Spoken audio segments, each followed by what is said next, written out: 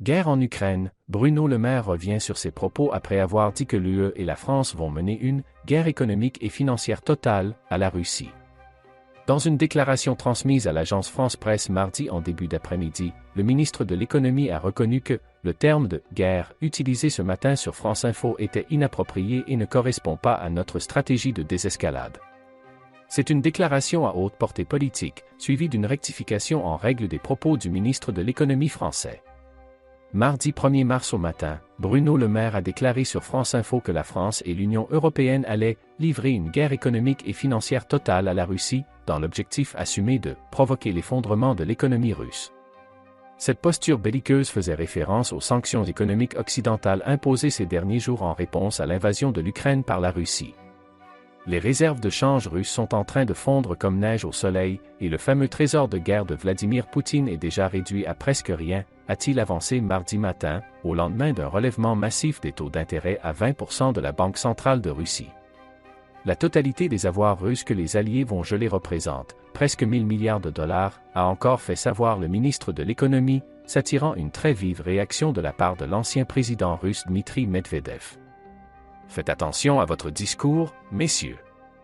N'oubliez pas que les guerres économiques dans l'histoire de l'humanité se sont souvent transformées en guerres réelles, a répliqué sur Twitter, en anglais et en français, Dmitri Medvedev, actuel vice-président du Conseil de sécurité de Russie. Dans une déclaration transmise à l'agence France Presse mardi en début d'après-midi, Bruno Le Maire est finalement revenu sur le vocabulaire belliqueux employé, faisant savoir que le terme de « guerre » utilisé ce matin sur France Info était inapproprié et ne correspond pas à leur stratégie de désescalade. Nous ne sommes pas en conflit contre le peuple russe, a-t-il tenu à souligner. Un rapport de force économique et financier. Fermeture des espaces aériens, gel d'avoirs de personnalités ou d'entreprises, remise en question de liens financiers ou commerciaux. L'Europe et les États-Unis en tête ont multiplié les annonces ces derniers jours afin de dissuader Moscou de poursuivre ses assauts sur l'Ukraine.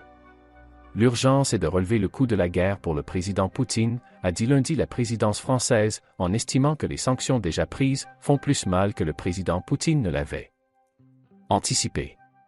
L'une des dernières mesures en date, le blocage des avoirs en devises de la Banque centrale de Russie détenue à l'étranger, a provoqué un plongeon du cours de la monnaie russe lundi, tandis que de nombreuses personnes se sont précipitées à la banque pour retirer du liquide. En urgence, la Russie a interdit lundi à ses résidents de transférer des devises à l'étranger et obligé les exportateurs russes à convertir une grande partie de leurs revenus en roubles. Mardi matin, M. Le Maire a ainsi déclaré « Le rapport de force économique et financier est totalement en faveur de l'Union européenne, qui est en train de découvrir sa puissance économique. Nous visons Vladimir Poutine, nous visons les oligarques, mais nous visons aussi toute l'économie russe. » Le ministre a toutefois admis que le peuple russe allait subir les effets des sanctions en raison de son dirigeant. On ne sait pas faire autrement, a-t-il reconnu. Sur cette question des dommages collatéraux que ces sanctions vont avoir cette fois sur l'économie française, le ministre a reconnu que l'Europe aura peut-être un peu plus d'inflation, parce que peut-être que les prix du gaz vont un peu augmenter.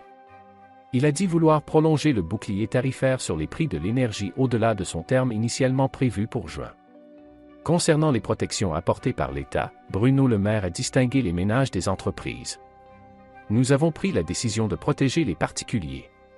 C'est la priorité absolue, a-t-il déclaré. En revanche, il n'y aura pas de bouclier tarifaire global pour toutes les entreprises. Celles qui seront soutenues seront d'abord celles qui consomment beaucoup de gaz et qui sont exposées à la concurrence internationale, a détaillé ce dernier. Quand j'écoute les Français et que je discute avec eux, je vois qu'ils ont parfaitement conscience que la liberté a un prix, que la défense de la liberté en Ukraine a un prix, que la défense de nos valeurs les plus fondamentales a un prix, a affirmé le ministre. Ce prix, nous faisons tout, avec le président de la République et le Premier ministre, pour qu'il soit le plus supportable possible.